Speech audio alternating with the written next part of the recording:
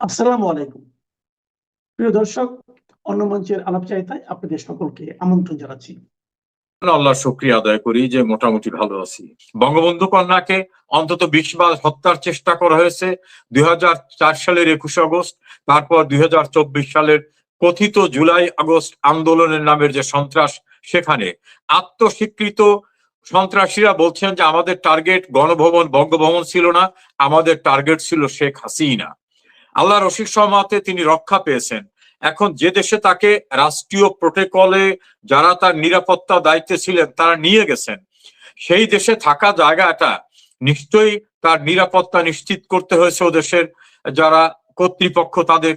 ফলে তার নিরাপত্তাকে ইনশিওর করে কে তার সঙ্গে দেখা করার জন্য কম্পিটেন্ট, কে কম্পিটেন্ট না, কোন অবস্থায় দেখা করলে তার নিরাপত্তা বিঘ্নিত হবে না, এই বিষয়গুলো কিন্তু আমাদের মাননীয় প্রধানমন্ত্রী এবং ওই দেশ সবারই তো বিবেচনা আছে। ফলে আমাদেরকে কিন্তু প্রথমে নির্ধারিত হয় যে কারা দেখা করার জন্য কম্পিটেন্ট, সেটা দ্বিতীয়বার হয় যে আমাদের কোনো একটা জায়গা থেকে যানবাহনে যারা আমাদের সহায়তা করেন তারা নিয়ে যাওয়ার পরে যেখানে তিনি দেখা করবেন আমাদের নেত্রী, সেখানে নিয়ে যাওয়ার পরে আমাদের সঙ্গে দেখা হয়। এক্ষেত্রে অনেক নিয়ম কানুন আছে, সেই নিয়ম কানুনগুলো আমি মনে করি ভারতের রাষ্ট্রীয় যে নিয়ম কানুন, মাননীয় প্রধানমন্ত্রীর নিরাপত্তা, তার সমস্ত বিষয়গুলোকে বিবেচনা করি আমাদেরকে নিয়ে যাওয়া হয়, যেটা নিয়ম সেটা অনুসরণ করে। এমন এর আগে আপনার সঙ্গে সর্বশেষ কবে দেখা হয়েছিল? এর পূর্বে দেখা হয়েছে 2024 সালে এই অনাকাঙ্ক্ষিত পরিস্থিতির 7 দিন পূর্বে। এবং কতদিন পরে আবার দেখা হলো? এই যে ধারাবাহিকভাবে ওই 7 দিনের পরবর্তীতে আর এই দেখা হলো আজ থেকে 3 দিন পূর্বে।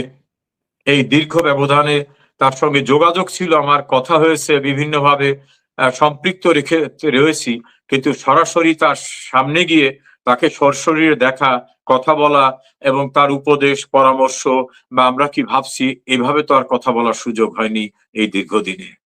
আপনাকে তো কিছু কাজও দিয়েছিলেন তিনি, সেই কাজগুলো নিশ্চয় এবার সামনাসামনি আপনার কাছে আগেও আলাপ হয়েছে, আরো বিস্তারিত আলাপের সুযোগ হলো আপনাদের। ডেফিনেটলি অনেকগুলো বিষয় শেয়ার করতে পেরেছি, তার পরামর্শ নিয়েছি, অগ্রগতি জানিয়েছি, তিনি কিভাবে দেখছেন সে বিষয়গুলো বুঝেছি, তার উদ্বেগ উৎকণ্ঠা, তার প্রত্যাশা, তার পরিকল্পনা, তার কৌশল, আমাদের কি করণীয়, পরামর্শ, এসব বিষয়গুলো তো সবটা ফোনে হয় না, মুখোমুখি হওয়ার কারণে সেগুলো একটা সম্যক ধারণা নিতে পেরেছি, শেয়ার করতে পেরেছি, আবার নির্দেশনাও নিতে পেরেছি। আমার যতটুকু মনে পড়ে 6 আগস্ট সম্ভবত দিনের বেলা অথবা রাতে গোপালগঞ্জের কোনো একটা কন্টাক্ট পয়েন্টে, আওয়ামী লীগের কন্টাক্ট পয়েন্টে উনি ভিডিও কলে কথাবার্তা হচ্ছিল তাদের। তারপরে তো তিনি সবসময় কথাবার্তা বলেন এবং গ্রাসরুট পর্যায়ের নেতা কর্মীদের সঙ্গে উনি কথা বলেন। অনেক ইন্টারভিউ, পৃথিবীর এই মুহূর্তে সবচেয়ে প্রার্থিত মানুষ যার মিডিয়া ইন্টারভিউ করতে চায় তিনি হচ্ছেন শেখ হাসিনা। এবং সেই শেখ হাসিনা এত ইন্টারভিউ দিচ্ছেন, এত কথাবার্তা হচ্ছে, তারপরে একটা প্রচার প্রথম দিকে ছিল এই কণ্ঠটা তার কিনা, এটা এআই দিয়ে বানানো কিনা।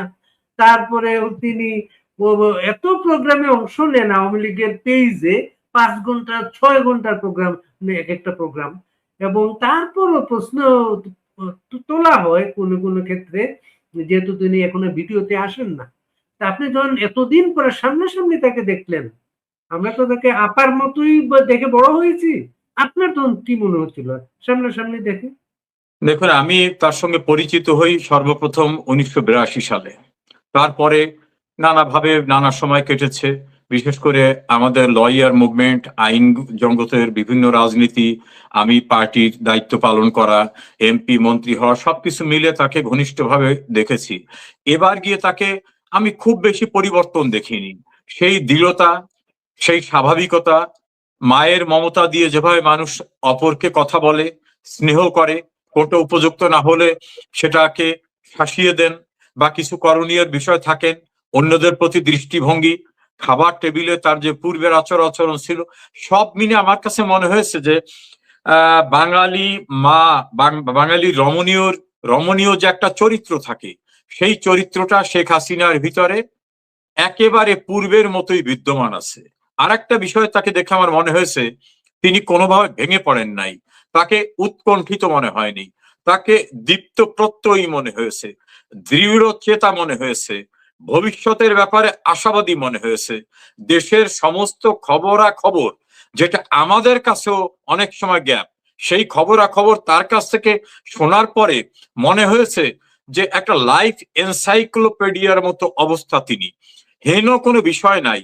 ডক্টর ইউনূসের একটা প্রসঙ্গ নিয়ে আলোচনা করতে গিয়ে তিনি এমন কিছু তথ্য উপাত্ত দিলেন, আমি এত রিসার্চ করি, আপনি বাইরে থেকে থাকলেও দেশের সঙ্গে সম্পৃক্ত আছে, আমি দেখলাম উনি ফিজিক্যালি দেশে না থাকলেও দেশের নারী নক্ষত্র সবকিছু ওনার ভিতরে আছে। এবং আমাদের সঙ্গে উনি পূর্বে যে আচরণটা করতেন, যে ব্যবহারের ধরনটা ছিল, আবার আমার চেয়ে যারা জুনিয়র সাক্ষাৎ প্রার্থী ওখানে ছিল তাদের সঙ্গে যেমন আচরণ করতেন, কাউকে কাছে ডেকে নিয়ে বসানো, খাবার সময় তুমি খাচ্ছ না কেন, তুমি এটা নিচ্ছ না কেন, অর্থাৎ তার যে স্বাভাবিক জীবনটা ছিল সেই জীবনটাকে একটু অ্যাড হয়েছে। পরিস্থিতি তাকে আরো বেশি পরিকল্পনা, দৃঢ়চেতা, আশাবাদী এবং অন্যদেরকে কোন রকম হতাশ না হওয়ার জন্য যে কথা বলার শক্তিটা, সেইটা তার ভিতরে বেড়েছে বলে আমার মনে হয়েছে। যারা এর আগে ওনার সাথে দেখা করেছে ওনারা অফ দ্য রেকর্ড একটা কথা বলার চেষ্টা করেছেন যে, মনে করেন গণভবনের হল রুমে যেমন দেখা হতো ঠিক তেমন মনে হচ্ছিল। একজন বলেছেন তার মনে হচ্ছে সামান্য ওজন কমেছে তার। আপনার কি মনে হয়েছে? আমার কাছে তার কোনো পরিবর্তন মনে হয়নি, বরং অভিজ্ঞতার ভান্ডার সমৃদ্ধ হয়েছে। আমি কোন রকম ভাবে শারীরিক ভাবে তাকে অসুস্থ, ওজন কমা এই জাতীয় কোনো কিছু আমি দেখিনি। আমি শেখ হাসিনার ক্যাবিনেটে আমি মন্ত্রী ছিলাম, এমপি ছিলাম, তার পার্টিতে আমি ছিলাম, কিন্তু আমার কাছে সবসময় তাকে, আমার কাছে মনে হতো যে আমি তাকে আমার মায়ের স্থানে দেখি। সেই জায়গা থেকে আমার দৃষ্টিতে তার কোনো ফিজিক্যাল পরিবর্তন হয়নি, বরং তার স্পিরিটটা, পরিকল্পনাটা, এটাকে আরো ম্যাচিউরড মনে হয়েছে। তিনি 21 বছর পরে আওয়ামী লীগ দলটাকে ক্ষমতায় নিয়ে গিয়েছিলেন। তিনি গত 15টা বছর এই দলটাকে ক্ষমতায় ধরে রেখেছিলেন। একটা ষড়যন্ত্র তাকে ক্ষমতাচ্যুত করেছে। এই বিষয়গুলা তিনি কিভাবে মূল্যায়ন করেন এখন? আমি যতটুকু কথা বলেছি, সব কথা তো আর সেখানে আলোচনার মতো পরিবেশ, পারিপার্শ্বিকতা, সময় হয় না, কিন্তু উনি বলছেন যে এটা নতুন কিছু না।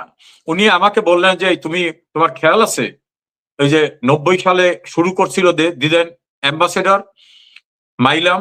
আমি বললাম যে উইলিয়াম বি মাইলাম। হ্যাঁ, ওই তো শুরু করছিল উইলিয়াম বি মাইলাম। তখন গণতান্ত্রিক ফোরাম নামক একটি নতুন সংগঠন করার যারা উদ্যোক্তা, তাদের নিয়ে খুলনা সহ বিভিন্ন জায়গায় মিটিং করে শুরু করেছিলেন, সেইটা তিনি স্মরণ করলেন। অর্থাৎ 90 সালেও যে আওয়ামী লীগকে বিনাশ করা বা আওয়ামী লীগের বিরুদ্ধে কাজ করার জন্য দিদেন মার্কিন অ্যাম্বাসেডর কাজ শুরু করেছিল উইলিয়াম বি মাইলাম, স্টিল সেটা তিনি মাথায় রেখেছেন। অর্থাৎ তিনি বলছেন যে এটা নতুন কিছু না। আমাদের মুক্তিযুদ্ধকালীন সময় যারা বিরোধিতা করেছিল, দেশ পুনর্গঠনের পদক্ষেপ নেওয়ায় বঙ্গবন্ধুকে যারা হত্যা করার পরিকল্পনায় ছিল, আমার বিরুদ্ধে বিভিন্ন সময় যারা ষড়যন্ত্র করেছে, সর্বশেষে দেশটাকে আজ্ঞাবহ করতে চেয়েছে, বেস করতে চেয়েছে, সেন্ট মার্টিনে ঘাঁটি করতে চেয়েছে, পোর্ট নিতে চেয়েছে, আলাদা একটা রাষ্ট্র করার চেষ্টা করেছে, নানাভাবে আমার কাছে প্রস্তাব এসেছিল। সেই হিলারি ক্লিনটন থেকে বিভিন্ন ভাবে যে প্রস্তাব, সেই সবগুলো তিনি মনে করে বললেন যে এটা নতুন কিছু না। আর এত বড় একটা দেশ যখন অব্যাহত ভাবে চেষ্টা করে, তখন তারা তো কিছু করতেই পারে, এতে আমার কাছে নতুন আশ্চর্যজনক কিছু না, এটা তিনি বললেন। অর্থাৎ এ সকল বিষয় যে হতে পারে, উনি যেমন পার্লামেন্টে, ক্যাবিনেটে, জনসভায় যেটা বলতেন, আমরা দেখা করতে গেলে ওইগুলোই কি তিনি মনে করে দিলেন যে হঠাৎ করে 24-এ কিছু ঘটেনি। এটা দীর্ঘদিনের বিদেশি এবং দেশি ষড়যন্ত্র, বিশেষ করে যারা স্বাধীনতার পরাজিত শত্রু দেশের ভিতরে, স্বাধীনতা যুদ্ধে যারা বিরোধিতা করেছিল বিদেশ থেকে, তারা সবাই মিলে এই পরিকল্পিত ষড়যন্ত্র করছে। কিছু লোক বিভ্রান্ত হয়েছিল, তারা এখন রিয়েলাইজ করতে পারছে যে শেখ হাসিনা সঠিক ছিল, এটা তিনি আমাদের কাছে বললেন। আপনি নিশ্চয় মনে করতে পারেন ইঞ্জিনিয়ার্স ইনস্টিটিউটে গণফোরামের গণফোরামের মানে যে লঞ্চিং প্রোগ্রাম যেটা ছিল, সেখানে কিন্তু প্রফেসর ইউনূস মূল প্রবন্ধ পড়েছিলেন। সেখানে প্রবন্ধটার শিরোনাম ছিল পথের কাঁটা ডিঙিয়ে এগিয়ে যেতে হবে। মনে করতে পারেন এটা? অবশ্যই। এবং মাননীয় প্রধানমন্ত্রী বঙ্গবন্ধু কন্যা শেখ হাসিনা কিন্তু আমাদের সাক্ষাৎকারের ভিতরে বলছেন যে সে একটা আলাদা দল করার চেষ্টা করে ব্যর্থ হয়ে ফিরে গেছিল। কাজে তার ক্ষমতার অভিলাষ, রাজনীতির মসনদে বসা, এ স্বপ্ন তার 1-11 সরকারকালীন সময়ও তার ছিল, পরবর্তীতেও ছিল, সফল হতে পারে নাই, চূড়ান্ত ভাবে সফল হয়েছে 2024-এ। এই সমস্ত স্মৃতিগুলো তিনি রোমন্থন করেছেন। এই জন্য বললাম যে তার বয়স হয়ে গেলে আমার কাছে মনে হয়েছে একটা লাইফ এনসাইক্লোপিডিয়া, কোন তথ্য তার কাছে নাই এমন অবস্থাটা না। ওই ইঞ্জিনিয়ারিং ইনস্টিটিউটের তার বক্তব্য রাখা, পরবর্তীতে রাজনৈতিক দল করার চেষ্টা, ব্যর্থ হয়ে চলে যাওয়া, এই সমস্ত ঘটনাগুলোকে তিনি স্মৃতি রোমন্থন করে আমাদের স্মরণ করিয়ে দিয়েছেন যে এই লোকটা এবং এর নেপথ্যে যারা আর এই দেশে যারা তাকে সাহায্য করে, এরা কিন্তু একই সূত্রে গ্রথিত। লিঙ্ক অফ চেইন তাদের পূর্বের থেকে আছে। আমি যখন বলেছিলাম তখন অনেকে বিশ্বাস করে নাই, এখন অনেকে রিয়েলাইজ করতেছেন, এটাও তিনি আমাদের বলেছেন। অনলাইনে দুদিন ধরে একটা ক্লিপিং ঘুরছে, একজন মৌলানা বলছেন আর কি, আর্মির একজন জুনিয়র অফিসার তাদেরকে বারবার বলছিলেন আপনারা কিন্তু রাজপথ ছাড়বেন না, আপনারা লেগে থাকেন, রেজিম চেঞ্জ হবে, আপনারা লেগে থাকেন, অমুককে খবর দেন, অমুককে খবর দেন। এই ষড়যন্ত্রগুলো আপনারা এখন বুঝতে পারেন? দেখুন, ষড়যন্ত্র তো, আমি তো আওয়ামী লীগের পলিসি মেকার ছিলাম না, আমি লাস্ট ক্যাবিনেটেও ছিলাম না, তবে ষড়যন্ত্র যে হয়েছিল এটা বঙ্গবন্ধু কন্যা তো জানতেন। তিনি তো বারবার বলেছেন যে ষড়যন্ত্র হচ্ছে আমাকে উচ্ছেদ করার জন্য, একটি দেশ চায় আমাকে ক্ষমতা থেকে সরাতে, তাদের চাহিদা যদি আমি পূরণ করি তাহলে অনির্দিষ্টকালের জন্য ক্ষমতায় থাকতে পারবো, তবে আমি বঙ্গবন্ধুর কন্যা, আমি জাতির জনকের মেয়ে, আমি বাংলাদেশের স্বার্থ বিকিয়ে দিয়ে ক্ষমতায় থাকবো না। কাজে ষড়যন্ত্রের বিষয় যে তিনি ওয়াকিবহাল ছিলেন সেটা তো তিনি নিজেই বারবার বলেছেন। এটা আমরা কেন, তিনি নিজেও তো বুঝেছেন এবং নিজেও বলেছেন। এবং এর আগে তো তিনি এই কোর্টটাকে স্বীকার করতেন না, এর জন্য সেখানে আইনজীবীও দেওয়া হয় নাই, কিন্তু এখন উনি বলছেন কোর্টে এসে সারেন্ডার করবে। এটাই কিভাবে দেখেন আপনি একজন আইনজীবী হিসাবে? দেখুন, কোর্টটাকে স্বীকার করতেন না মানে উনি বলেছেন যে অবৈধ প্রক্রিয়ায় বিচার হচ্ছে। ধরুন 1968 সালে তথাকথিত আগরতলা ষড়যন্ত্রের ধারাবাহিকতায় যে আগরতলা ষড়যন্ত্র মামলার ট্রাইব্যুনাল করা হয়েছিল, সেই ট্রাইব্যুনাল করা হয়েছিল ক্যান্টনমেন্টে। সেই ট্রাইব্যুনালে কিন্তু বঙ্গবন্ধুকে অ্যাটেন্ড করতে হয়েছে, অ্যারেস্ট করে অ্যাটেন্ড করছে, যদিও ট্রাইব্যুনালটা ছিল একেবারে মোকারি ট্রাইব্যুনাল। এখন সেইটাকেও কিন্তু বঙ্গবন্ধুকে মেনে নিতে হয়েছে। সেখানে দুইটি লড়াই ছিল, একটা লড়াই ছিল রাজপথে, আর একটা ছিল আইনি লড়াই। সেই সময় থমাস উইলিয়াম বাংলাদেশে গেছিলেন, সালাম সাহেব ছিলেন, ব্যারিস্টার সালাম সাহেব, কনিষ্ঠদের ভিতরে ব্যারিস্টার আমিরুল ইসলাম ছিলেন। আইনি লড়াই চলেছে, রাজপথের লড়াই চলেছে। এক পর্যায়ে কিছু ট্রাইব্যুনালে বিচারকরা পালিয়ে গেছে, খাতাপত্র পুড়িয়ে দেওয়া হয়েছে।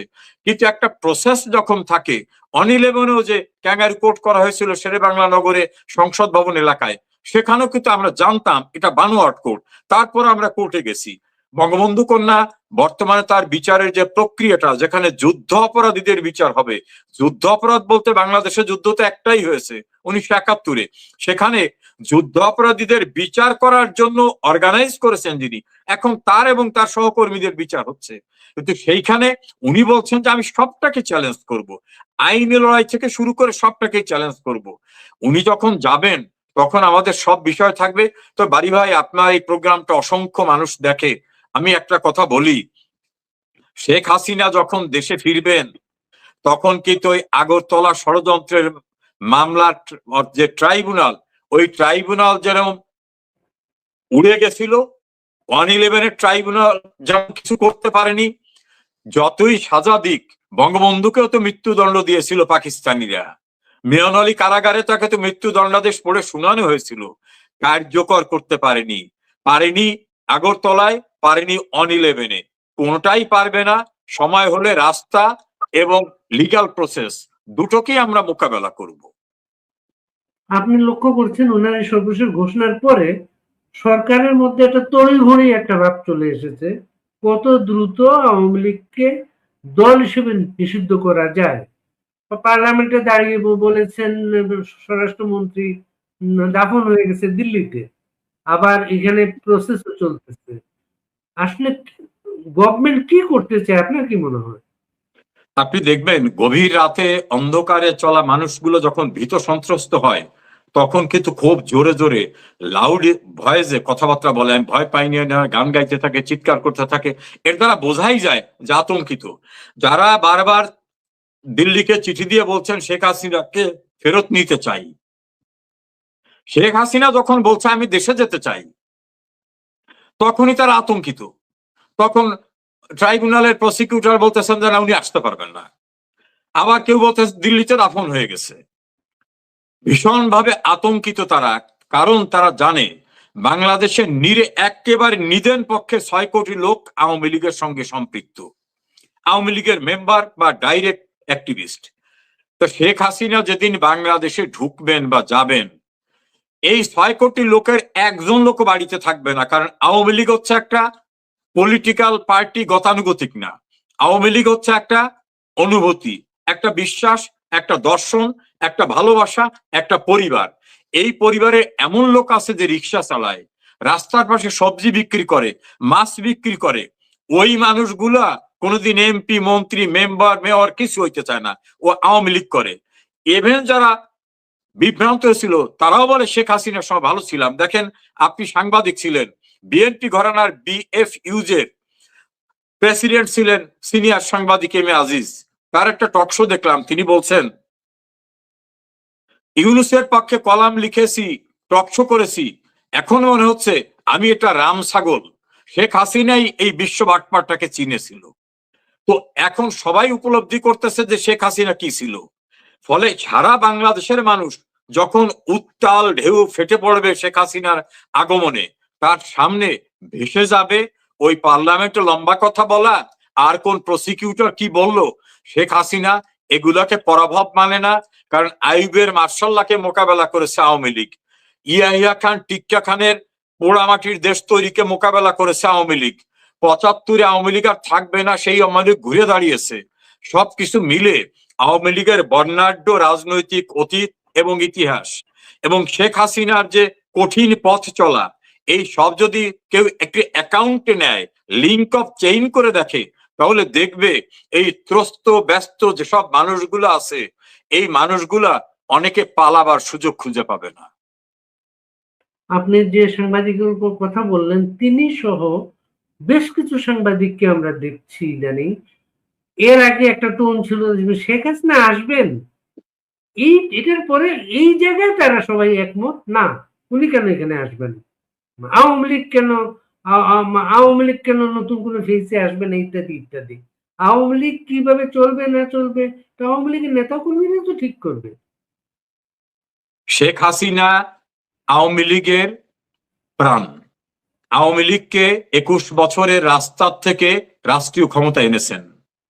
বিভক্ত, দ্বিধা বিভক্ত, ত্রিধা বিভক্ত আওয়ামী লীগকে পুনর্গঠিত তিনি করেছেন।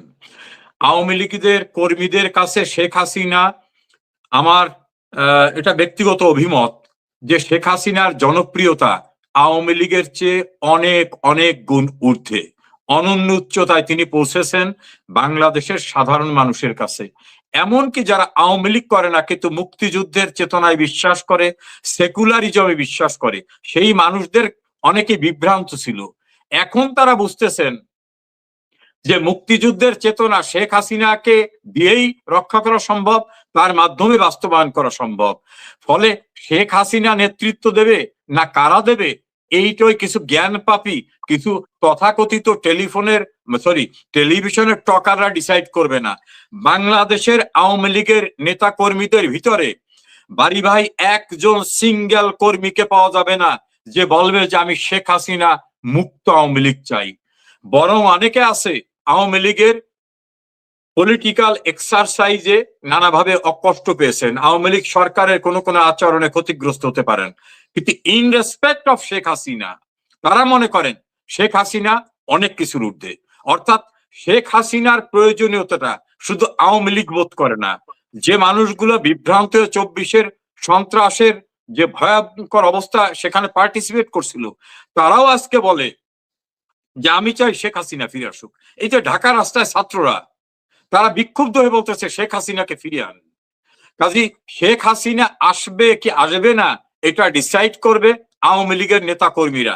আওয়ামী লীগের নেতা কর্মীরা যদি বলে যে না শেখ হাসিনার দরকার নাই, নিশ্চয় তিনি যাবেন কি যাবেন না সে প্রশ্নটা আসতে পারে, কিন্তু আওয়ামী লীগের একজন মানুষের শেখ হাসিনার বাইরে চিন্তা করে না। ফলে কোন টকার কোন সাংবাদিক কি বললো না বললো, কোথায় রিফাইন্ড আওয়ামী লীগ, ওই সংস্কার আমরা অতীতেও দেখেছি। আমরা বাকশাল করার সংস্কার দেখেছি, 111-এর সংস্কার দেখেছি, ডক্টর কামাল হোসেন বেরিয়ে যাওয়ার সময় ঘটনা দেখেছি, কোরবান আলী সাহেব চলে যাওয়ার সময় দেখেছি, আমিনা বেগম যখন জাতীয় লীগ করেন সেটা দেখেছি, মোস্তাক সাহেব যখন ডেমোক্রেটিক লীগ করেন সেটাও দেখেছি। আওয়ামী লীগের প্রাণ শেখ হাসিনা, কাজী তার বিকল্প কেউ নাই। এই ডিসিশন আমাদের না, দলের সকলের। ফলে রাস্তাঘাটে কে কি বললো না বললো এতে কিছু এসে যায় না। আবার সেই ওই সাক্ষাৎ প্রসঙ্গে আসি, 10টা আপনারা, আমি যতটা শুনেছি সকাল 10টা থেকে বিকেল 4টা পর্যন্ত সেখানে ছিলেন। রাইট। এত লম্বা সময় আপনারা আলাদা আলাদা কথা হচ্ছিল না একসঙ্গে কথা হচ্ছিল? দেখুন, আমরা অস্ট্রেলিয়ার যে টিম আসছিল আপনি সবাইকে চেনেন, গামা আব্দুল কাদির, ডক্টর সিরাজুল হক, মিল্টন, তারপরে শামীম, এরা 4 জন ছিলেন অস্ট্রেলিয়ার। আমি ছিলাম, বিপ্লব বড়ুয়া ছিল, আমাদের আরো কিছু নতুন প্রজন্মের লোকজন ছিল। অস্ট্রেলিয়ার লোকরা একটু আগে গিয়ে তারা কথাবার্তা বলতেছিলেন। একটা পর্যায়ে ঘন্টাখানেক পরে আমরা গেলাম, সবাই মিলে সেখানে কথা হয়েছে, যার যার অভিমত ব্যক্ত করেছে, মন খুলে সবাই কথা বলতে পেরেছেন। সবার আকাঙ্ক্ষা, আগ্রহ, নিজের অনুভূতি, কে কি করতেছেন, তারা কি প্রত্যাশা করেন, কি হয়েছে, কি করা দরকার ছিল, তিনি কিভাবে দেশটাকে ডেভেলপ করছেন, এবং যারা গেছেন তারা কোথায় বসে কি করছেন, এসব কথাবার্তা বলা বলি হলো। উনি ওনার অভিমত ব্যক্ত করেছেন, অনেক প্রশ্ন ছিল সেটাও উনি বলেছেন। এর বাইরে আমার সঙ্গে একান্তে প্রায় আধা ঘন্টা কথা হয়েছে, সেটা আমাদের বিভিন্ন আইনসঙ্গত বিষয়, পলিসি ম্যাটার, রাজনীতি এবং অপর অনেকগুলো বিষয় নিয়ে একান্তে আমার সঙ্গে বেশ কিছুক্ষণ কথা হয়েছে। এর বাইরে আমরা সবাই একত্রিত কথা বলেছি। উনি খেয়েছেন আমাদের সঙ্গে, আমাদের খাবারটা উনি যে গতানুগতিক ভাবে গণভবনে, বঙ্গভবনে অথবা সুধা সদনে অথবা বঙ্গবন্ধু ভবনে কখনো আতিথেয়তা জানালে যে আচরণটা ওনার ছিল, যে ধরনটা ছিল, তার থেকে একদম কোনো পরিবর্তন হয় নাই, অ্যাজ ইট ইজ সেই রকম ভাবে। এবং আমার মনে হচ্ছিল যেন একটা পরিবারের সবাইকে নিয়ে বসলে মা যেমন সবার দিকে স্পেশাল কেয়ার করে বলে ওর প্লেটে খাবার নাই, ওর এইটা নাই, ওইটা দেখো, এই তুমি নিচ্ছ না কেন। শেখ হাসিনাকে সেরকমই দেখেছি, কোনো বদলাতে দেখিনি। ফলে দীর্ঘ আলাপ আলোচনার ভিতরে উনি সামগ্রিক বিষয়গুলো তুলে ধরছেন। আবার আমাদের সঙ্গে যারা ছিল, যার যে কোয়ারি ছিল, যে যে কথা বলতে চেয়েছে, যে যেটা শুনতে চেয়েছে, সব কথা উনি শুনেছেন। আমার মনে হয় না এই দীর্ঘ 5-6 ঘন্টা এই কয়জন মানুষের সঙ্গে যে সময় কাটিয়েছেন 1 মিনিটের জন্য তাকে বিরক্ত হতে দেখিনি। কখনো বলেননি এই কথা শেষ হয়ে গেছে, তোমাদের সঙ্গে তো কথা শেষ হলো। বরং আমরা যখন উঠে আসি তখনও উনি কথা বলছেন, কথা বলতে বলতে আমরা বেরোচ্ছি। অর্থাৎ তার ভিতরে ন্যূনতম ক্লান্তি, কোনো অবসাদ, কোনো বিরক্তি নেই, বরং আগ্রহ ভরে এই দীর্ঘ সময় একবারও মনে হয় নাই যে এই ভদ্র মহিলার বয়স 80 হয়েছে, একবারও মনে হয়নি। তার ভিতরে যে একটা কি বলে, একটা তারুণ্য দীপ্ত শক্তি, দীপ্ত প্রত্যয়, দৃঢ়তা, আগ্রহ, তার স্পিরিট, এই সবগুলো দেখে মনে হয়েছে যে কোথাও কোনো ঘাটতি নাই, কোনো ক্লান্তি নাই, কোনো হতাশা নাই, বরং প্রত্যাশা আছে, স্বপ্ন আছে, পরিকল্পনা আছে, সেটাই মনে হয়েছে। আইনগত ব্যাপারকে টিমটা কি, টিম গঠনের কাজ শুরু হয়েছে না এটা গঠন করা আছে অলরেডি আপনাদের? দেখুন, কিছু কিছু বিষয় আছে, সেগুলো আমাদের নানা রকম রণকৌশল, সেটা কোর্ট অঙ্গনের কৌশল, রাস্তার কৌশল, এগুলো তো একটা ভিন্ন বিষয় আছে, সেগুলো চলমান প্রক্রিয়া চলছে, হয়তো আরো চলবে।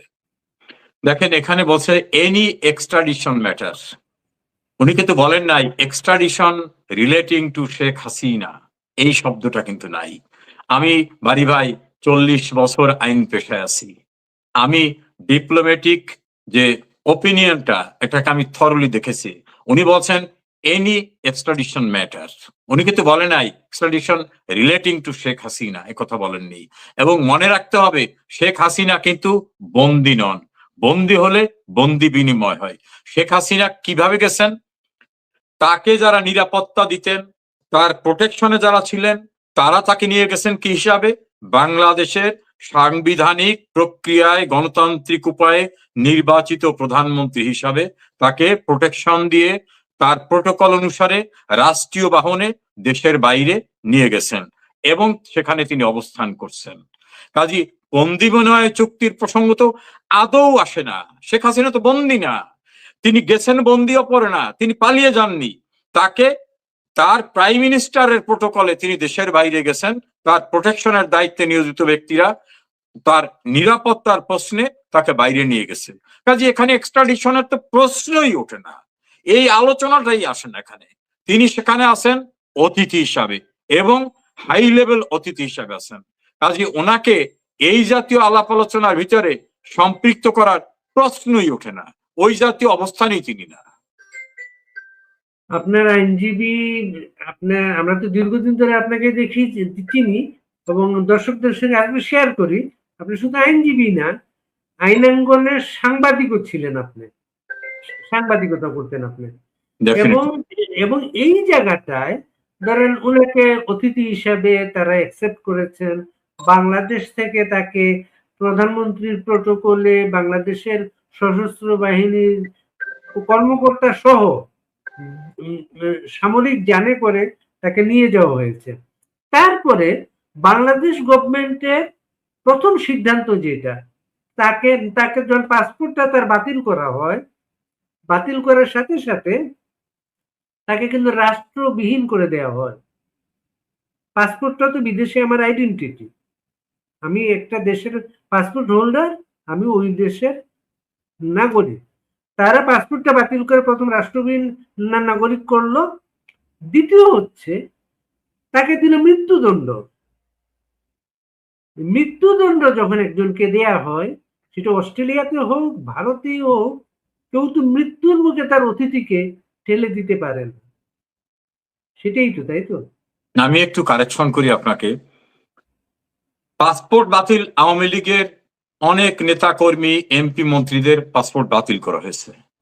অনেকেই দেশের ভিতর আছেন পাসপোর্ট কখনো নেই। পাসপোর্ট না থাকলেই তিনি রাষ্ট্রবিহীন হয়ে যান না। আর একজন নাগরিকের নাগরিকত্ব এত সস্তা বিষয় না। শেখ হাসিনার নাগরিকত্ব নিয়ে কোনো কোশ্চেনের অবকাশ নাই। He is very much citizen of People's Republic of Bangladesh. তাকে যে মৃত্যুদণ্ডাদেশ দেওয়া হয়েছে এটা সারা দুনিয়া জানে, এটা সাজানো বানোয়াট একটা মোকারি পলিটিক্যালি মোটিভেটেড ট্রায়ালের মাধ্যমে করা হয়েছে। কাজে এইটা নিয়ে তাকে আরেকটা বিষয় হলো, তিনি যদি কোনো দেশে পলিটিক্যাল অ্যাসাইলাম সিক করতেন যে আমি আমার দেশে নিরাপদ না, তখন সেই দেশ তাকে রাজনৈতিক আশ্রয় দেবে কি দেবে না এই বিষয়টা তারা চিন্তা ভাবনা করবে কি করবে না, এটা একটা বিষয়। উনি তো রাজনৈতিক আশ্রয় চাননি, তিনি রাষ্ট্রীয় অতিথি হিসাবে সেখানে গেছেন। কাজেই যে মুহূর্তে দৃশ্যমান হয় যে তাকে মৃত্যুদণ্ড দেওয়া হয়েছে, সেই মুহূর্তে তার দেশে ফেরা নির্ভর করছে তার রাজনৈতিক কর্মসূচির উপরে, দেশের মানুষের ডিমান্ডের উপরে। দেশের মানুষ এখন ডিমান্ড করছেন যে আমাদের দেশে পিস, প্রায়োরিটি, ডেভেলপমেন্ট সমস্ত কিছুর জন্য শেখ হাসিনাকে প্রয়োজন। এরকম বঙ্গবন্ধুরও তো মৃত্যুদণ্ডাদেশ দেওয়া ছিল, তিনিও তো দেশে ফিরে আসছেন।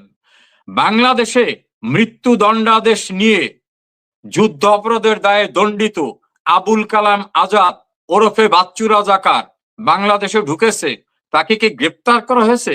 তাকে কি জেলে নেওয়া হয়েছে? তার ফাঁসির রায় কি কার্যকর করা হয়েছে? এই সরকার আছে তো ইউনূস সরকারের ধারাবাহিকতায়, সেই প্রশাসনই তো রয়েছে।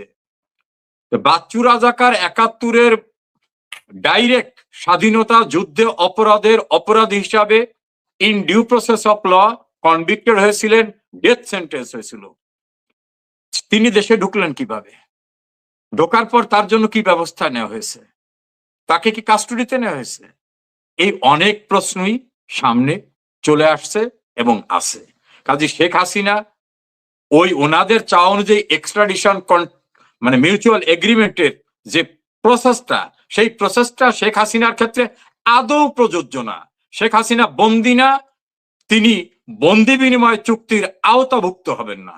আর খুব স্বাভাবিক, তিনি যে বন্দি না, তার জীবনযাপনটাই একটা বন্দি মানুষ তো এইভাবে টেলিফোন হাতে নিয়ে অনলাইনে সারাক্ষণ সংযুক্ত থেকে রাজনৈতিক কর্মকাণ্ড চালাতে পারে না। বন্দি মানুষ, এটা মুক্ত মানুষ। একটা মুক্ত আপনার মনে মানুষ আছে হতে পারে। আলজেরিয়ার রাজধানী আলজিয়ার্সে পিএলওর সরকার ছিল, ফিলিস্তিনি ইয়াসির আরাফাতের। পৃথিবীর অনেক দেশে প্রবাসী সরকার থাকে। আমাদের দেশের নির্বাচিত প্রধানমন্ত্রী হিসেবে শেখ হাসিনা ভারতে যাওয়ার পর তিনি গভর্নমেন্ট ইন এক্সাইলও তো বলতে পারতেন।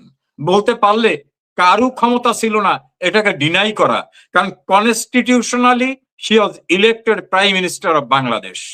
কিন্তু তিনি হয়তো দেশের অস্থিতিশীলতা, অশান্তি বা অভ্যন্তরীণ কোনো গৃহ বিবাদ হবে এর জাতীয় বিষয়কে হয়তো বিবেচনা করে থাকতে পারেন। না হলে উনি যদি ক্লেম করতেন যে still I am prime minister, আমার ক্যাবিনেট আছে, গভর্নমেন্ট ইন এক্সাইল, কি করতেন? কিছুই করার ছিল না। কাজে ওনাকে বন্দি বিনিময় চুক্তি টুক্তি এইসব তত্ত্ব যারা জ্ঞান বিতরণ করে, আবার কেউ কেউ লয়ের ব্যাখ্যা দেয়, পলিটিক্যাল পারসেপশন থেকে লয়ের ব্যাখ্যা দেওয়া যায় না। ল ইজ ল, এটাকে নিজের মনের মাধুরী মিশায়ে ব্যাখ্যা দেওয়া যায় না। এবং ভারতে তো এই মুহূর্তে এমন একটা নজিরও আছে, যেমন দালাই লামার কিন্তু সরকার আছে কিন্তু ভারতে। আমি তো সেটা বললাম যে ওখানে শুধু না, পৃথিবীর অনেক দেশেই এরকম আছে। কাজে ভারত একটা বিশ্বের সবচেয়ে বেশি জনবহুল গণতান্ত্রিক একটি রাষ্ট্র।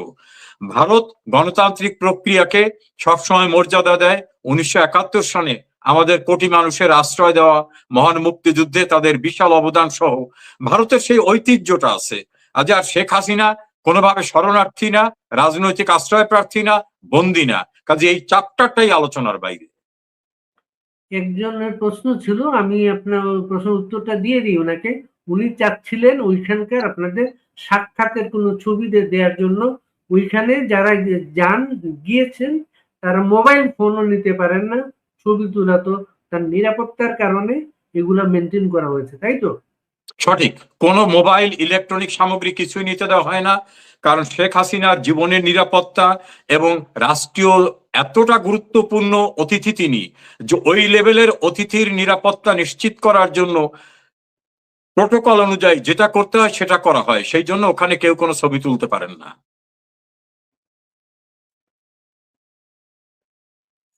ডিসেম্বরের মাঝামাঝি সময় না প্রথম দিকে, আপনাদের কি মনে হয়? দেখুন, উনি আমাদের সুপ্রিম কমান্ডার, ওনার রণকৌশল আছে, উনি সেই কৌশল অনুযায়ী সিদ্ধান্ত দেবেন। আমরা হয়তো তার কিছু পূর্বে জানতে পারবো, এবং আমার বিশ্বাস আমি সহ আমরা যারা বাইরে আছি সবাই ইনশাআল্লাহ শেখ হাসিনার সঙ্গে আমাদের অথবা তার পূর্বে বা তিনি যেভাবে বলেন সেভাবে আমরা দেশে ফিরে যাব। প্রথমে আমি আপনাকে বলি, সেটা হচ্ছে যে আমরা জেনোসাইড বলতে, জেনোসাইডটা প্রথমে ইন্টারন্যাশনাল ক্রিমিনাল লয়ের একটা অংশ। প্রথমে এটা একটু জেনে রাখা ভালো। আমি কয়েকটা একটু আইনি বোঝাপড়ার মধ্য দিয়ে যাই, তাহলে দর্শক একটু ঋদ্ধ হতে পারেন। সংক্ষেপে সেটা হচ্ছে যে 1945 এর পরে, দ্বিতীয় বিশ্বযুদ্ধের পরে সারা পৃথিবী যখন এই যুদ্ধের দামামার মধ্য দিয়ে, এক ধরনের ট্রমার মধ্য দিয়ে গেছে, তখন ওই যুদ্ধবাজদের বিচারের প্রয়োজনীয়তা দেখা দিল। তো সেই সময় দেখা গেল যে ধরেন এক একজন এক এক জায়গাতে এক এক দেশে অপরাধটা সংঘটিত করেছে, বা প্রাইমা ফেসি, যেটাকে আমরা আইনের ভাষাতে বলি আপাত দৃষ্টিতে সেটাকে অপরাধ মনে হয়, সেসব অপরাধগুলো আপাত দৃষ্টিতে এক একটা এক এক জায়গাতে গঠিত হলো। বিচার কোথায় হবে, কিভাবে হবে, এই ধরনের একটা চিন্তা ভাবনাও দেখা দিল। আপনি জানেন যে জার্মানিতে তখন নুরেমবার্গ ট্রায়াল হয়, ওই একই টাইম ফ্রেমের ভেতর আপনার টোকিও ট্রাইব্যুনাল হয়, এরকম ট্রাইব্যুনাল গুলো হয়। এবং পরবর্তী কয়েক বছর পরে, তারও প্রায় 10-11 বছর পরে, আপনার ওই দ্বিতীয় বিশ্বযুদ্ধের একজন অ্যাকিউজড আমি বলবো, তখনও তিনি অপরাধ প্রমাণিত হয়নি। আইকম্যান, অ্যাডলফ আইকম্যান, তাকে আর্জেন্টিনা থেকে নিয়ে এসে তখন প্যালেস্টাইনে প্যালেস্টাইন তো না, ইসরায়েলে বিচার শুরু হয়। সেগুলো নিয়েও তখন নানান ধরনের কথাবার্তা হয়েছিল, যে অপরাধ হয়েছিল 1945 সালে, সেই সময় তো ইসরায়েল বলে কোনো রাষ্ট্রই ছিল না, তাহলে ইসরায়েল রাষ্ট্র 1966 সালে গঠিত হওয়ার পরে এই বিচার কিভাবে হতে পারে আগে। তো এগুলো অনেক প্রশ্ন, নানান রকমের ডিফেন্স এন্ড এভরিথিং, সেগুলোর জায়গাটা থেকে একটা ধরেন লিগ্যাল নর্মস আসলো। সেটা হচ্ছে এমন যে এমন কিছু অপরাধ পৃথিবীতে সূচিত করা হলো যেসব অপরাধগুলোর আসলে কোনো দেশ থাকবে না, কোনো একটা ভূখণ্ডে এগুলোকে আবদ্ধ করে রাখা যাবে না।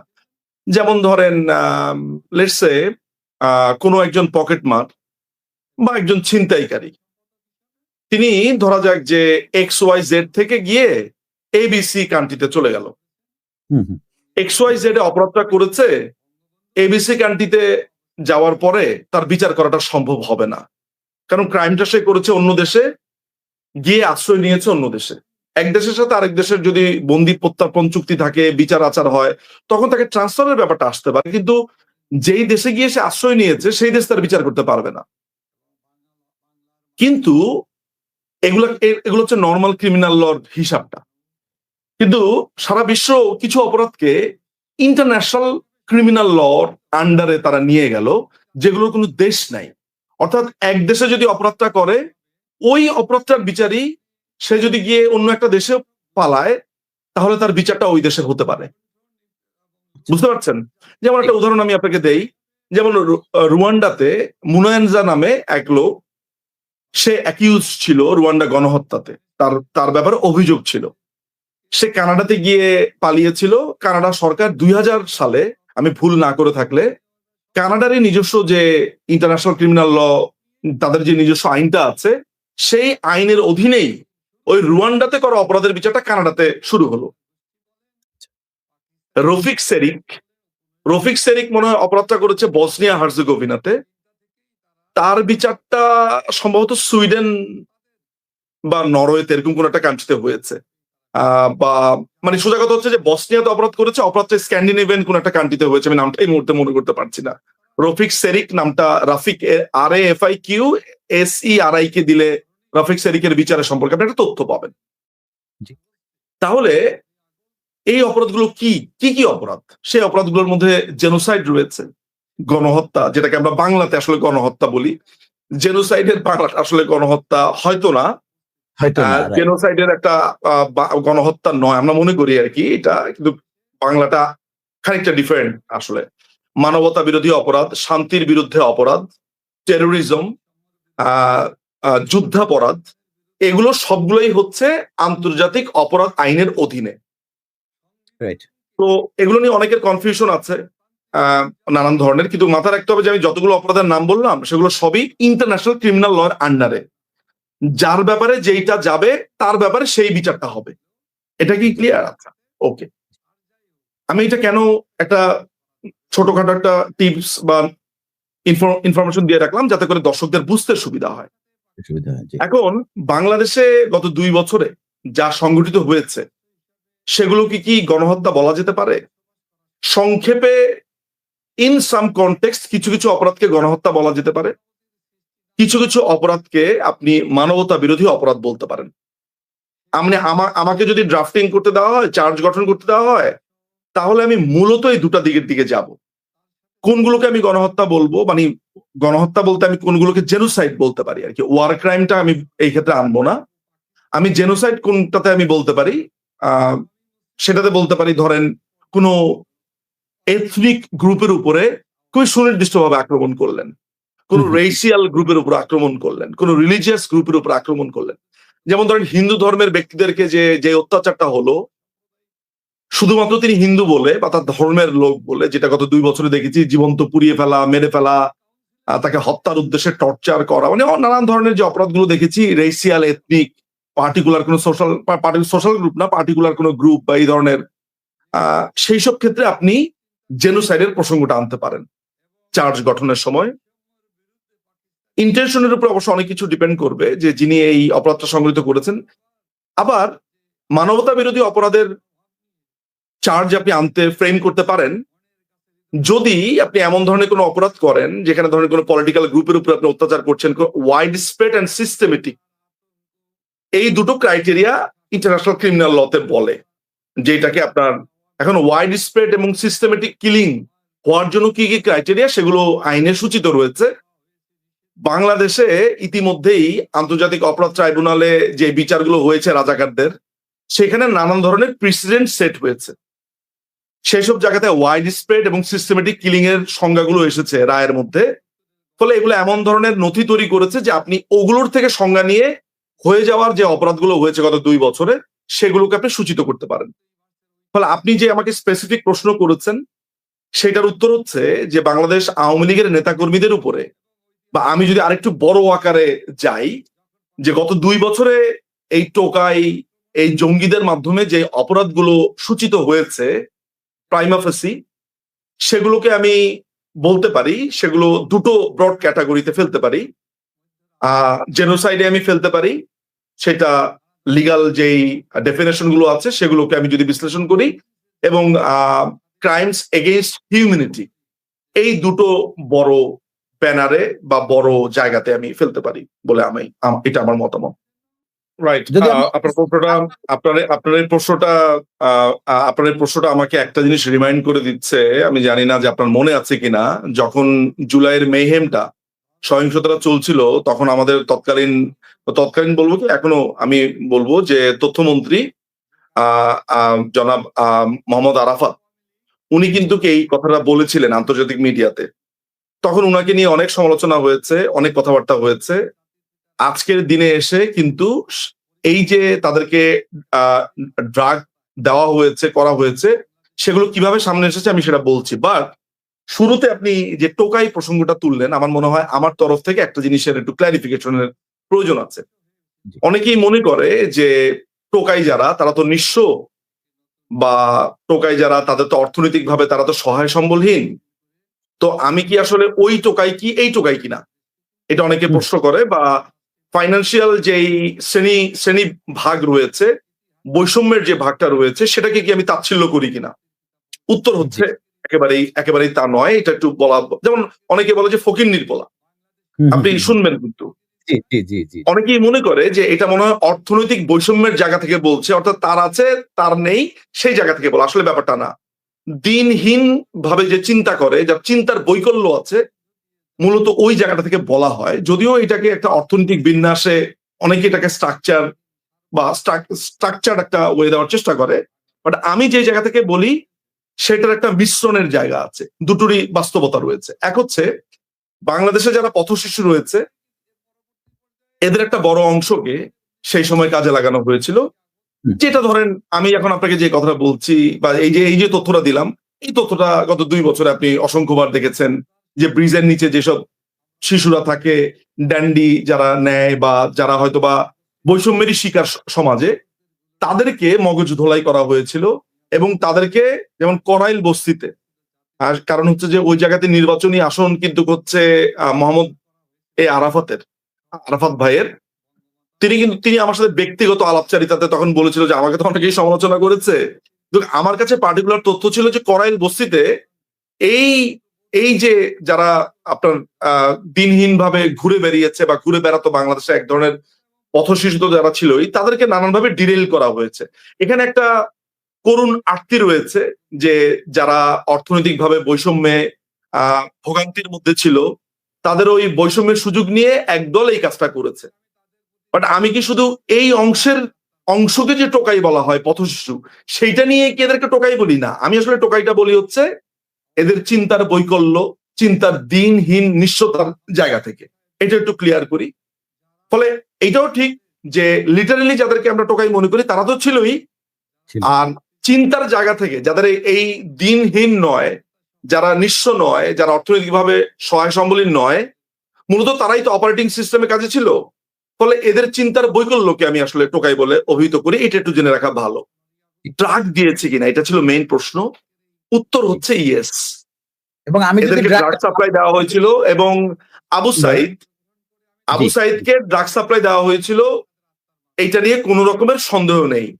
আমার মনে আছে, আমি মনে হয় ছাত্রলীগের একটা ছেলে আছে ওই অঞ্চলের, রংপুরের পোমেল বড়ুয়া, পোমেলকে আমি এই প্রশ্নটা করেছিলাম। পোমেল আমাকে বেশ কিছু আমি ঠিক এই মুহূর্তে মনে করতে পারছি না যে ড্রাগ বিষয়ে তার সাথে আমার কথা হয়েছে কিনা, বাট একটা কথা সে বলেছিল যে আবু সাইদ প্রচন্ড উত্তেজিত ছিল।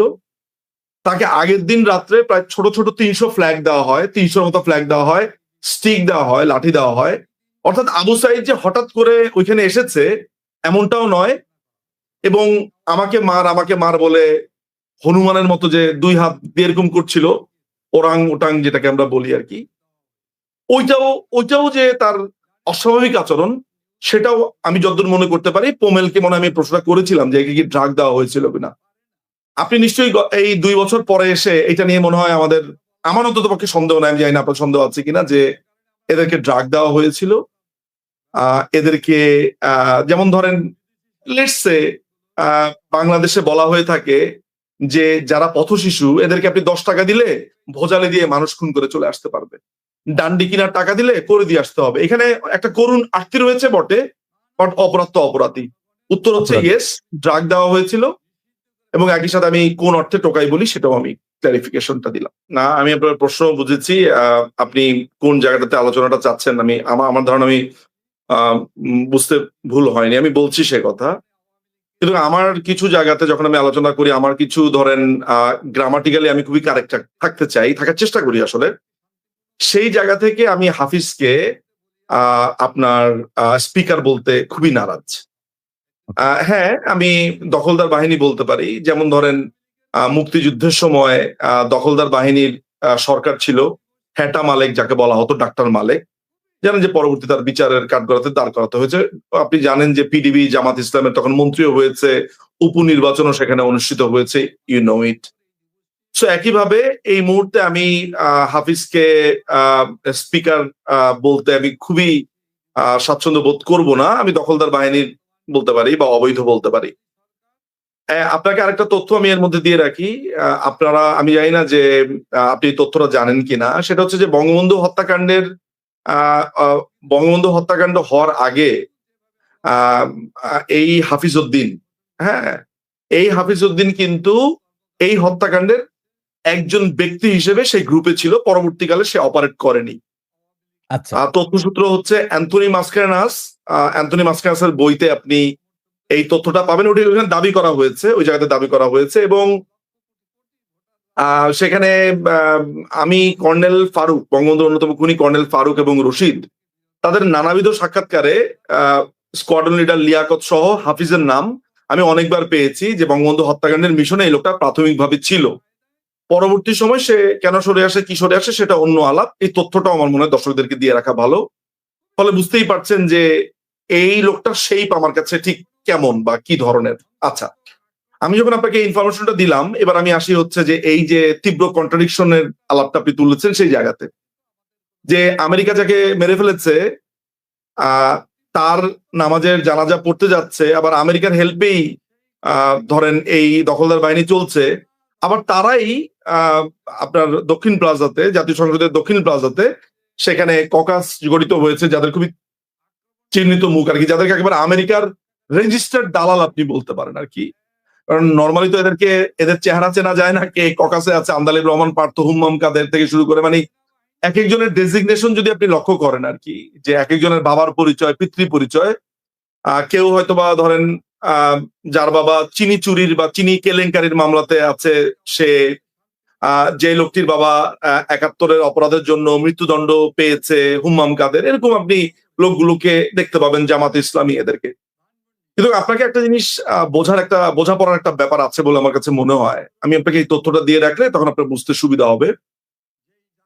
দেখেন, আপনি যদি এইটা মনে করেন যে এটা বিএনপির অনুমতি নিয়ে করেছে বা অনুমতির ব্যাপার এখানে ছিল, তাহলে আপনি ভুল করছেন। আমার কাছে মনে হয় ভুল করছেন। কেন ভুল করছেন? কারণ এই ককাসটা মূলত ধরেন খুবই প্রো আমেরিকান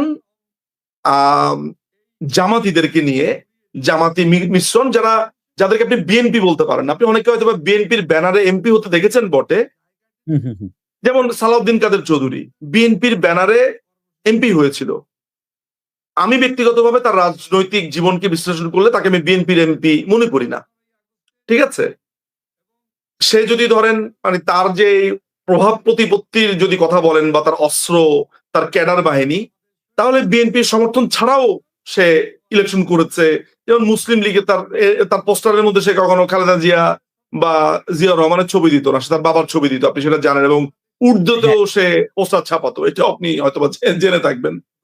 সো আলটিমেটলি যেটা হয়েছে যে যাদেরকে আপনি দেখছেন এদের রাজনৈতিক, যেমন আপনি আন্দালিব রহমান পার্থ জাতীয় পার্টির পরিচয় থাকলে, জাতীয় পার্টি কি এক দল এক নেতা, ওর দলে তো ওই নেতা, হ্যাঁ, ওখানে তার আপনি কারণ জানেন যে বিজেপি বা বিজেপি মঞ্জু, ওর দলের সাধারণ সম্পাদক কে, সভাপতি কে, ও যদি চেয়ারম্যান হয় তাহলে ভাইস চেয়ারম্যান কে, আপনি ভাইস চেয়ারম্যানের নাম জানেন? না। মানে পার্থর যে বিজেপি মঞ্জু, সেই বিজেপি মঞ্জুর ও চেয়ারম্যান। ভাইস চেয়ারম্যানের নাম আপনি জানেন? সাধারণ সম্পাদক, প্রচার সম্পাদক, আপনি এদের নাম কখনো শুনিনি নাই, এদের এই জীবনে কোনোদিন কোনো কাউন্সিল হয়েছে আপনি শোনেন নাই। তারপর আরেকটা মেয়ে আছে তুলি, যে বলে যে তার ভাইকে গুম করা হয়েছে, তার ভাই ফেরত আসেনি, তাকেও এখানে অন্তর্ভুক্ত করা হয়েছে। মার্জিয়া নামে একটা মেয়েকে করা হয়েছে জামাতের, সেই মেয়েটা জামাত করে, তাকে আমি ভুল না করে থাকলে। এইভাবে আপনি প্রত্যেকের নাম যদি এখানে আপনি দেখেন, প্রত্যেকের চেহারা যদি দেখেন, খুবই মার্কা মারা, অর্থাৎ খুবই প্রো আমেরিকান, সিআইএ লিঙ্কড যাদের আছে, বা গোয়েন্দা সংস্থার সাথে যারা গোয়েন্দা সংস্থার খুবই তত্ত্বাবধানে বা ডিরেকশনে কাজ করে, এদেরকে আপনি এখানে দেখেছেন। সো এইটাকে আমি একদিকে কন্ট্রাডিকশন বলি না, আমার কাছে মনে হয় এটা হওয়ারই কথা ছিল। আচ্ছা, কারণ দেখেন যে ডিলটা আমার কাছে মনে হয়েছে এমন যে ইরানের এই পুরো জানাজাতে যদি না যায়, তাহলে বাংলাদেশের ধর্মীয় সেন্টিমেন্ট থেকে এক ধরনের প্রশ্ন আসবে, যেটা আবার আমেরিকা কিন্তু রেকগনাইজ করে। ফলে আমেরিকা ধরেন এই অনুমতি দিয়েও থাকতে পারে যে ঠিক আছে, যেহেতু ধর্মীয় রেকগনাইজ, বড় বৃহৎ একটা জনগণ তোমাদের বিরুদ্ধে যেতে পারে, এটা কিন্তু আমেরিকারই ক্ষতি তাতে করে, ফলে আমেরিকা এই অনুমতি দিতেও পারে, সেটা নিয়ে আমি ফলে ওই আমেরিকার গ্রিন সিগন্যালেই গেছে। আমেরিকা তো আমেরিকার কাজ করে ফেলেছে খোমেনিকে হত্যা করবার মধ্য দিয়ে। ফলে আমার কাছে মনে হয় এটা একটা বোঝাপড়ার অংশ, রাদার দেন আপনাকে এটাকে যদি কন্ট্রাডিকশন প্রাইমা ফেসি, যেটাকে আমরা আইনের ভাষাতে বলি, বা যেটা ভালো বাংলা হতে পারে, আপাত দৃষ্টিতে এক ধরনের কন্ট্রাডিকশন মনে হলেও আমার কাছে মনে হয় যে it's a part of a deal. So এটা নিজস্ব বোঝাপড়ার একটা অংশ হিসেবে হয়েছে।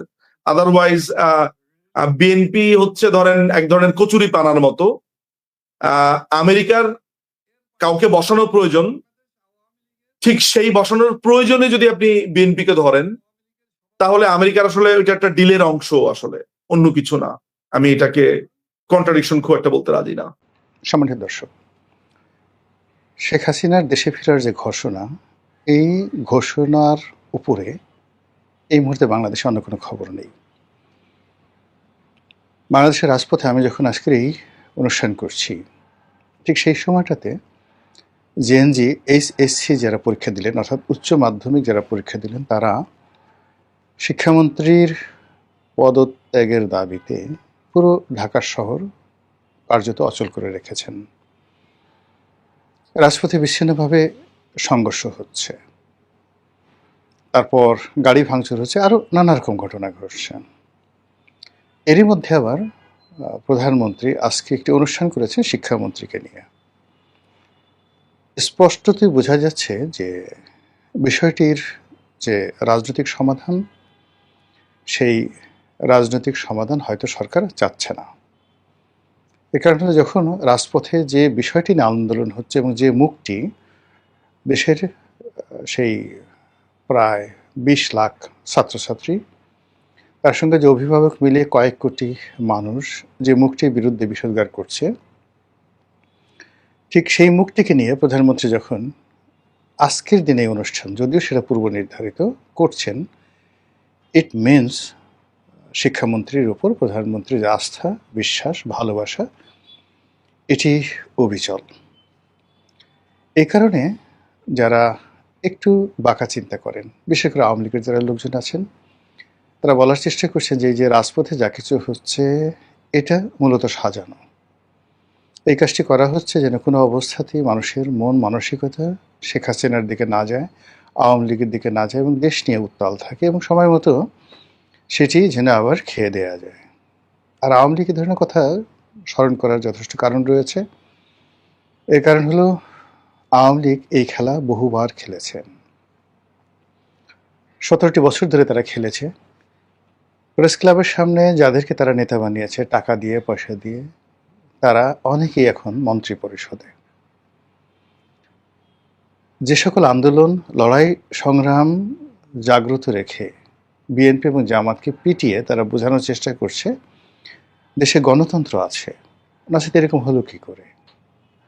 এগুলো সব পুরনো খেলা। ঠিক সেই খেলার কোনো এক ফাঁকে তারা হোঁচট খেয়েছেন, তাদের পা পিছলে গিয়েছে এবং সেই পচা শামুকে তাদের পা কেটেছে। তো সেদিক থেকে যদি বর্তমান সরকার একই কাজ করে থাকে, অন্যায় কিছু তো নয়। আর এই আন্দোলনটি কিভাবে চলছে, কারা করছে, কারা পিছন দিকে মদত দিচ্ছে, এই সমস্ত কথাবার্তা সরকারের চাইতে আওয়ামী লীগের যারা লোকজন তারা বেশি ভালো বলতে পারবেন। এর কারণ হলো 17টি বছর ধরে তারা এই আন্দোলন চালিয়ে আসছে। কাজে এগুলো নিয়ে এখানে আমি কোনো কথা না বলে আমি শুধুমাত্র শেখ হাসিনার দেশে ফেরার ঘোষণা, এটা আওয়ামী লীগের জন্য উপকার হবে না ক্ষতির কারণ হবে, সেই বিষয়গুলো নিয়ে সংক্ষেপে আলোচনা করব। শেখ হাসিনা ঘোষণা দিয়েছেন তিনি ডিসেম্বরের মধ্যে বাংলাদেশে ফিরবেন, সঙ্গে তার যারা নেতৃবৃন্দ রয়েছেন তারা ফিরবেন এবং তার যারা নেতৃবৃন্দ তারা ইন্টারনেট প্রোটোকলে এসে বলছেন যে আমরা যাব। কেউ কেউ নেত্রীর সঙ্গে দেখা করার জন্য ইতিমধ্যে দিল্লিতে এসে পৌঁছে গেছেন। তারপর অনেকে চার্টার প্লেনে করে, অর্থাৎ শুধুমাত্র ইংল্যান্ড থেকে নাকি 10টি বিমানে করে নেতাকর্মীরা বাংলাদেশে আসবেন। তাহলে 747 যে বিমানগুলো আছে বা এয়ারবাসের যে হাইয়েস্ট ক্যাটাগরির প্যাসেঞ্জার বিমানগুলো আছে সেগুলো চার্টার্ড করে আওয়ামী লীগের যারা লোকজন আছেন তারা যদি একসঙ্গে শুধুমাত্র ইংল্যান্ড থেকে 2 থেকে 3 হাজার লোক আসেন, আরও বেশি আসতে পারবে, 3 হাজার লোক তারা যদি আসেন, আবার যদি সেই চার্টার প্লেনে করে ইউএসএ থেকে এইভাবে 3-4 হাজার লোক আসে, ভারত থেকে 4-5 হাজার লোক আসে, মানে জিনিসটা কেমন হয় আবার একটু চিন্তা করেন তো। এটা কিন্তু আপনি একেবারে উড়িয়ে দেবেন, not like that, because they have money, they have power, they have communication এবং they know how to handle it. এটি বিমান কী করে চার্টার করে, এবং সেই চার্টার বাংলাদেশের এখন সরকারের যারা কর্তা ব্যক্তি রয়েছে তারা বোঝার আগেই এমন একটা ভাবে তারা কোনো রকম ঘোষণা না দিয়ে অল অন এ সাডেন 1 ঘন্টার নোটিশে, 2 ঘন্টার নোটিশে, 3 ঘন্টার নোটিশে ঢাকা এয়ারপোর্টে চলে এলো দিল্লি থেকে।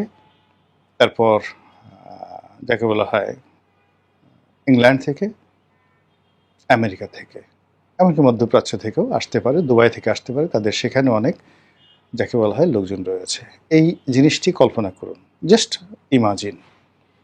হওয়ার সম্ভাবনা 1% যদি নাও থাকে তবুও কল্পনা করুন এটা হতে পারে। আবার ধরুন এই যে যত কথাবার্তা হলো, ঘোড়ার ডিম, কিছুই হলো না, কেউ এলেন না। ডিসেম্বর মাসে তারা জাস্ট জোরে একটা হাসি দিয়ে বললেন যে আমরা 16 তারিখে আসছি, আচ্ছা 7 তারিখে আসছি। ওই দিন শ্বাস রব ভাব চারিদিকে, মানে আজকে নেত্রী আসবেন, আওয়ামী লীগের লোকজন ধর পাকড় হচ্ছে, বাড়ি বাড়িতে গিয়ে থানা পুলিশ প্রশাসন যাচ্ছে, যেখানে যেখানে আওয়ামী লীগ আছে সেখানে ছাত্রদল, যুবদল, শিবির সবাই দল বেঁধে এনসিপি যারা লোকজন আছে খুঁজছে, ধরো যেখানে আওয়ামী লীগ সরেয়া এবং নৌকা রয়েছে সব জায়গাতে ধরো এবং সবাইকে আচ্ছা মতো ডলা দাও। আচ্ছা এরকম চলতে থাকলো। যারা সাধারণ মানুষ তারা অভিশাপ দেওয়া শুরু করলো, গালাগালি করা শুরু করলো, এবং যাদের যাওয়ার কথা এয়ারপোর্টে তারা কেউ গেলেন না, আর যাদের আসার কথা তারা কেউ এলেন না। তারা বিদেশে বসে বললেন যে শুধু আসতে চেয়েছি, এতেই এত ভয়, আর যদি আসতাম তাহলে কি হতো। এরকম নজির তো আছে রাজনীতিতে। এবার ধরুন 23শে জুন আওয়ামী লীগের প্রতিষ্ঠা বার্ষিকীতে বিরাট কিছু হবে, মানে বিরাট কিছু হবে, এবং আওয়ামী লীগ বিশেষ করে ইন্টারনেটে এবং টেলিফোনে তারা যে তৎপরতা দেখাচ্ছে মনে হচ্ছে যে তারা সারা পৃথিবীর অধিকর্তা। যে কোনো একটা নম্বর থেকে টেলিফোন করে বড় বড় পুলিশ কর্মকর্তাদেরকে গালাগাল করা হচ্ছে, বিভিন্ন মানুষকে হুমকি ধামকি দেওয়া হচ্ছে। তারপর বিভিন্ন force, cyber force, guerrilla force, 71 force, 24 force, অসংখ্য নামে বাকি সব ভয়ঙ্কর প্রোফাইল পিকচার তৈরি করে বিভিন্ন মানুষকে টেলিফোন করে তাদেরকে ভয় দেখানো হচ্ছে। আচ্ছা তো এই যে ভয় দেখানোর তাদের যে কৌশল, সেই কৌশল তারা চালিয়ে যাচ্ছে। এবং একই সঙ্গে বিভিন্ন মাধ্যমে, যারা সামাজিক মাধ্যমে যোগাযোগ রাখেন তারা, এরপরে যারা আওয়ামী লীগ সরকারের জামানাতে অলিগার ছিলেন, আওয়ামী লীগ সরকারের আগে আমলে 1 নম্বর অলিগার ছিলেন সামরিক, বেসামরিক এবং পুলিশ কর্মকর্তারা। তখন একজন সচিব,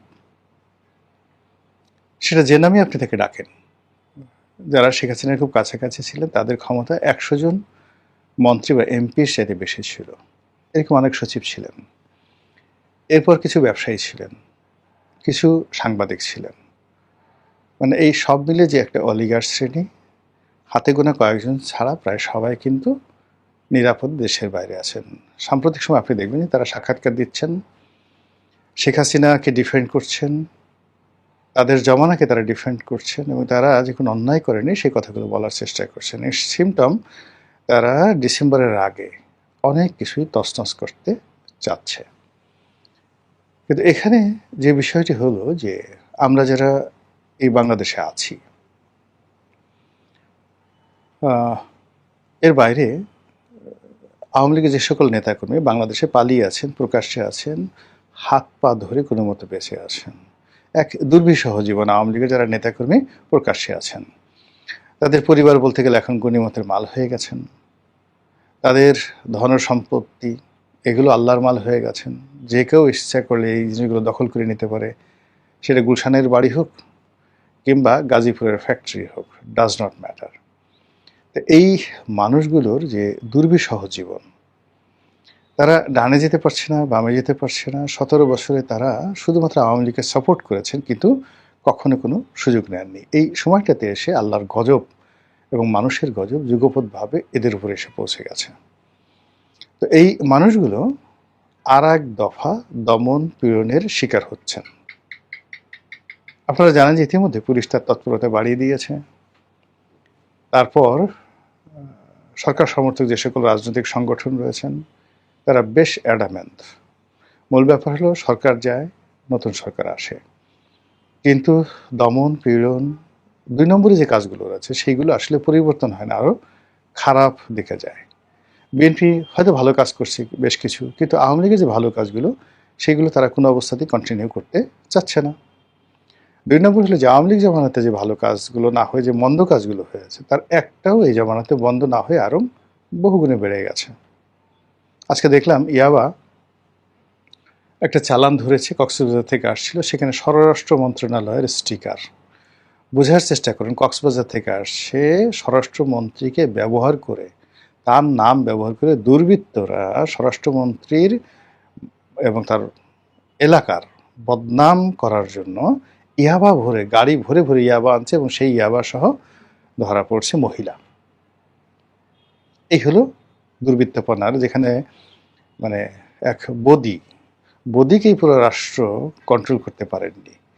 তো সেখানে যখন হাজার বদি দাঁড়িয়ে যাচ্ছে, এবং আগে যেখানে সামান্য ইয়াবা সেই আসতে, এখন ইয়াবা কেবলমাত্র বাংলাদেশে ব্যবহৃত হচ্ছে না, ঢাকাতে ব্যবহৃত হচ্ছে না, কক্সবাজার থেকে আসছে, ঢাকাতে ব্যবহৃত হচ্ছে, সারা বাংলাদেশের ডিস্ট্রিবিউশন হচ্ছে, এমনকি অন্য সীমান্ত দিয়ে ভারতে যাচ্ছে, অন্যান্য দেশে যাচ্ছে, এয়ারপোর্ট দিয়ে বিদেশে যাচ্ছে, ইউরোপে যাচ্ছে ইয়াবা। সেদিন মানে একজন একটা পার্সেল পাঠাচ্ছিল, বেশ একটা জুতা।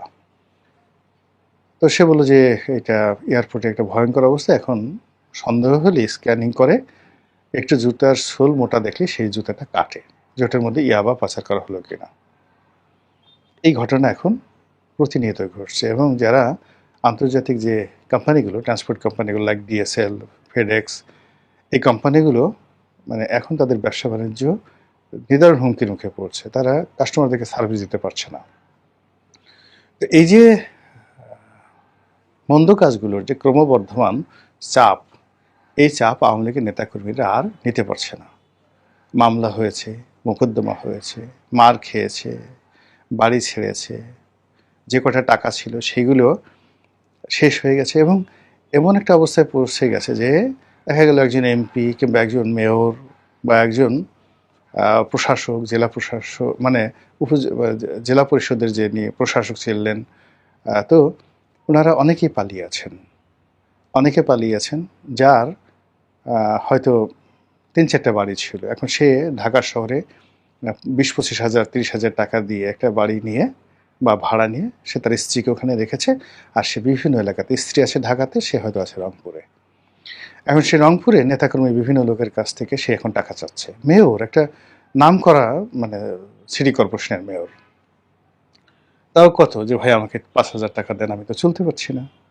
আরেকজন বিখ্যাত ব্যক্তি, একেবারে বিখ্যাত ব্যক্তি, যার বিরুদ্ধে অভিযোগ সে 400-500 কোটি টাকা সে মেরেছে, সেই লোক দেখা গেল বিভিন্ন মানুষের কাছ থেকে 10,000 12,000 করে টাকা 3-4 জন মিলে সে যেখানে আছে সেইভাবে সে চলছে। তার সব কিছু ফ্রিজ করা, ব্যাংক অ্যাকাউন্ট ফ্রিজ করা, সব কিছু ফ্রিজ করা, এবং সে মুভমেন্ট করতে পারছে না, চিকিৎসা করাতে পারছে না।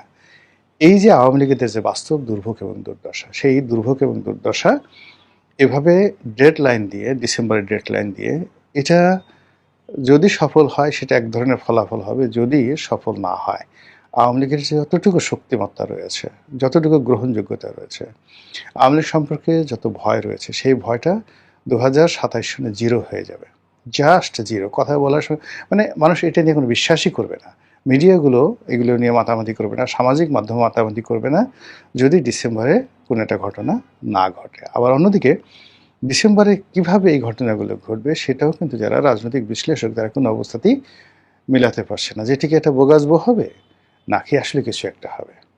এনিওয়ে, যাই হোক, আমরা দেশের বাসিন্দা, আমরা চাই দেশ শান্তিতে থাকুক, দেশের মানুষ ভালো থাকুক, সব ভালো কর্মের ধারাবাহিকতা থাকুক, এবং মন্দ কাজগুলো বন্ধ হয়ে যাক। আসসালামু আলাইকুম রহমতুল্লাহি ওয়া বারাকাতুহু।